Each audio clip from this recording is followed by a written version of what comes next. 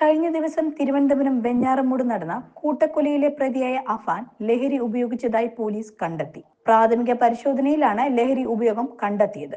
എന്നാൽ ഏതുതരം ലഹരിയാണ് ഉപയോഗിച്ചത് എന്നുള്ള കാര്യം വ്യക്തമല്ല.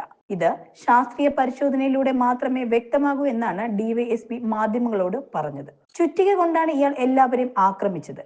മരിച്ച എല്ലാവർക്കും തലയ്ക്കാണ് കൂടുതൽ അടിയേറ്റിരിക്കുന്നത്. പല കാരണങ്ങളാണ് കൊലപാതകത്തിൽ ഉള്ളതെന്നും അന്വേഷണം നടക്കുന്നതിനാൽ അതിപ്പോൾ പുറത്തു പറയാൻ സാധിക്കില്ലെന്നാണ് ഡിവൈഎസ്പി വ്യക്തമാക്കുന്നത്. നിലവിൽ അഫാനെതിരെ മറ്റു കേസുകളൊന്നും രജിസ്റ്റർ ചെയ്തിട്ടില്ല.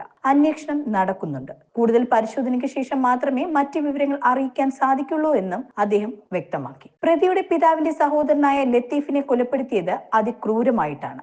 ഇദ്ദേഹത്തിന്റെ ശരീരത്തിൽ 20-ലേറെ മുറിവുകളാണുള്ളത്. കഴിഞ്ഞ ദിവസം ലത്തീഫ് പേരുമലയിലെ വീട്ടിലെത്തിയിരുന്നതായും പോലീസ് പറയുന്നുണ്ട്. പ്രതിയുടെ പെൺസുഹൃത്തിനെ കുറിച്ച് പറയാനാകാം ഇദ്ദേഹം ഇവിടെ എത്തിയതെന്നും പോലീസ് സംശയിക്കുന്നു. ഇതിന്റെ വൈരാഗ്യമാകാം ലത്തീഫിനെ കൊലപ്പെടുത്താൻ കാരണമായതെന്നും പോലീസ് പറയുന്നു. എന്നാൽ ഇയാൾ പിതാവിന്റെ ഉമ്മയെ കൊലപ്പെടുത്തിയത് പണത്തിന് വേണ്ടിയാണെന്നാണ് കരുതുന്നത്. പ്രതിയെ കൂടുതൽ ചോദ്യം ചെയ്താൽ മാത്രമേ ഇക്കാര്യത്തിൽ വ്യക്തതയുണ്ടാകൂ. 3 ഡിവൈഎസ്പിമാരും 4 സിഐമാരും അടങ്ങുന്ന പ്രത്യേക സംഘമാണ് ഈ കേസ് അന്വേഷിക്കുന്നത്.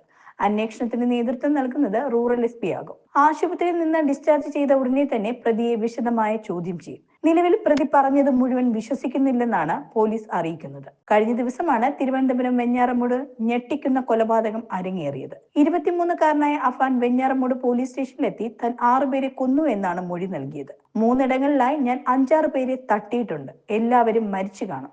ഇതാണ് പോലീസ് സ്റ്റേഷനിലെത്തി ഈ ചെറുപ്പക്കാരൻ വ്യക്തമാക്കിയത്. പോലീസിന്റെ തുടർന്നുള്ള അന്വേഷണത്തിൽ ആദ്യം 5 പേരുടെ മൃതദേഹം കണ്ടെത്തിയിരുന്നു. 3 വീടുകളിലായാണ് ഇയാൾ കൊലപാതകങ്ങൾ നടത്തിയത്. പാങ്ങോട് ഒരാളെയും പേരുമലയിൽ 3 പേരെയും ചുള്ളാലത്ത് 2 പേരെയുമാണ് ഇയാൾ കൊലപ്പെടുത്തിയത്. 13 വയസ്സുള്ള സഹോദരനെയും പെൺസുഹൃത്തായ ഫസാനെയും കൊല്ലപ്പെട്ട നിലയിൽ പോലീസ് കണ്ടെത്തിയിരുന്നു. 6 പേരും കൊല്ലപ്പെട്ടു എന്ന ഉറച്ച വിശ്വാസത്തിലായിരുന്നു പ്രതി. എലിവിഷം കരുതി പോലീസ് സ്റ്റേഷനിൽ എത്തിയതും അതുകൊണ്ടായിരുന്നു.